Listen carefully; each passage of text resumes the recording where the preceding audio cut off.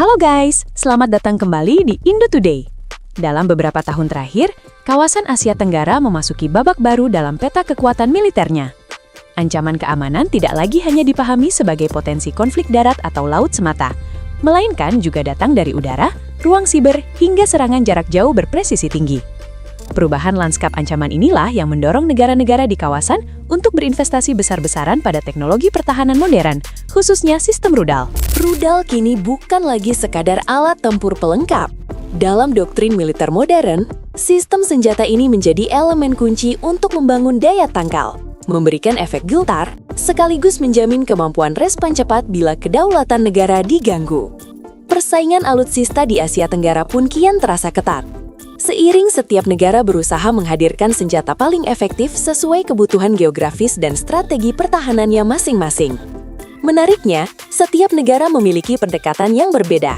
Ada yang memprioritaskan pertahanan udara berlapis, ada yang menguatkan dominasi maritim lewat rudal anti kapal, dan ada pula yang mulai melangkah ke ranah rudal balistik taktis sebagai alat pukul jarak jauh. Dari berbagai sistem yang dimiliki, berikut ini adalah 5 rudal paling diperhitungkan di Asia Tenggara saat ini. Namun, sebelum kita lanjut, jangan lupa untuk menekan tombol subscribe dan aktifkan lonceng notifikasinya agar kalian tidak ketinggalan informasi terbaru dari Indo Today.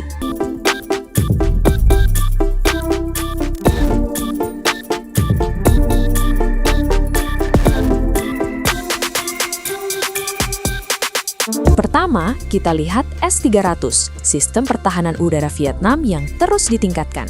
Vietnam menjadi salah satu negara di Asia Tenggara yang sangat serius membangun pertahanan udara jarak jauh.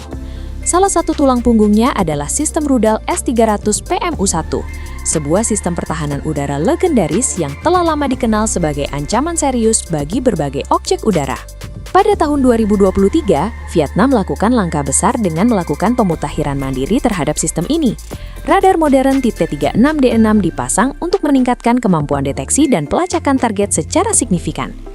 Dengan peningkatan ini, sistem S-300 Vietnam dikabarkan mampu memantau hingga 120 target secara bersamaan dan merespons sasaran dalam waktu yang sangat singkat.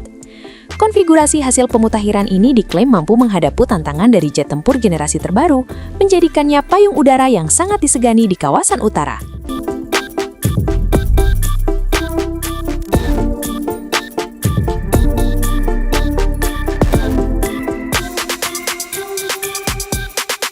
Beralih ke tanah air, ada NASAMS II, perisai pertahanan udara Indonesia masa kini. Indonesia memilih pendekatan berbeda dengan memperkuat pertahanan udara jarak menengah melalui sistem NASAMS II buatan Norwegia. Di kawasan Asia Tenggara, Indonesia menjadi salah satu operator utama sistem canggih ini. NASAMS II dikenal memiliki tingkat keberhasilan intersepsi yang sangat tinggi, bahkan telah lama digunakan untuk melindungi wilayah vital di berbagai negara maju. TNI Angkatan Udara mengoperasikan sistem ini dengan integrasi radar canggih dan pusat komando terpadu. Sifatnya yang modular membuat NASAMS II sangat fleksibel untuk disesuaikan dengan kebutuhan pertahanan ibu kota maupun objek vital nasional lainnya, menjadikannya lapisan pelindung udara yang sangat handal.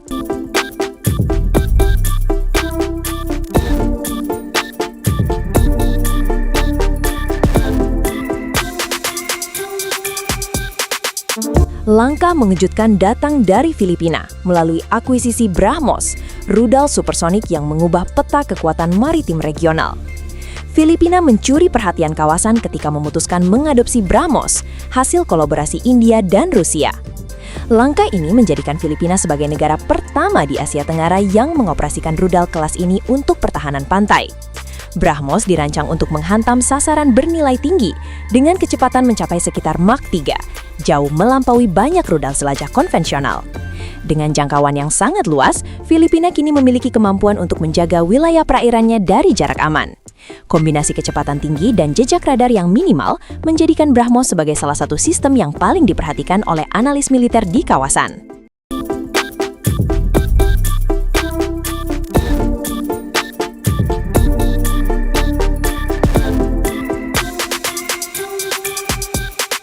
Di ranah maritim, Indonesia juga memiliki kartu truf melalui rudal anti kapal Exocet MM40 Blok 3 buatan Prancis. Varian Blok 3 ini memberikan keunggulan tersendiri bagi TNI Angkatan Laut. Dengan jangkauan hingga sekitar 200 km, Exocet memungkinkan serangan dilakukan dengan presisi tinggi melalui bantuan navigasi modern. Selain itu, Exocet dikenal memiliki karakter yang sangat sulit dideteksi karena lintasan terbangnya yang sangat rendah di atas permukaan laut atau sea skimming. Sejumlah kapal perang utama Indonesia telah dipersenjatai dengan sistem ini, memperkokoh posisi Indonesia sebagai kekuatan maritim utama yang memiliki kemampuan pukul jarak jauh yang akurat.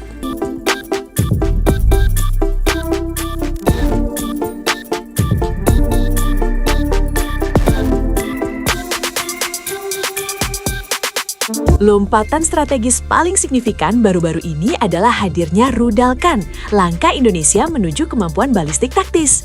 Indonesia membuat sejarah dengan menerima rudal balistik taktis Khan dari Turki pada Agustus 2025.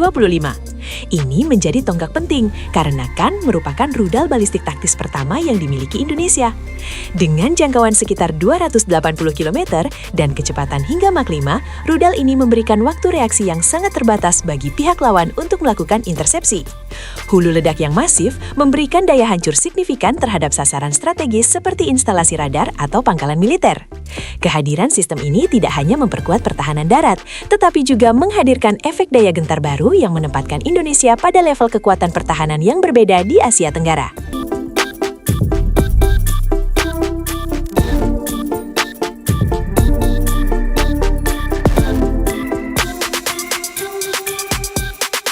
Kelima sistem rudal ini kini menjadi elemen kunci dalam peta kekuatan militer Asia Tenggara. Dari Filipina dengan BrahMos-nya, Vietnam dengan modernisasi S-300, hingga Indonesia dengan NASAMS II, Exocet Block 3, dan rudal Khan. Hal ini menunjukkan bahwa kompetisi teknologi pertahanan di kawasan telah memasuki level yang jauh lebih serius. Setiap negara memilih jalur strategisnya masing-masing untuk menjamin keamanan wilayahnya. Satu hal yang pasti guys, perkembangan alutsista di Asia Tenggara akan terus berlanjut seiring kemajuan teknologi. Dengan sistem yang semakin presisi dan jangkauan yang makin jauh, sistem rudal kini menjadi penentu utama dalam menjaga kedaulatan negara. Menurut kalian, manakah dari sistem rudal di atas yang memberikan dampak paling besar bagi stabilitas kawasan? Tulis pendapat kalian di kolom komentar ya. Jangan lupa untuk terus mendukung Indo Today dengan cara subscribe, like, dan share video ini. Sampai jumpa di pembahasan berikutnya.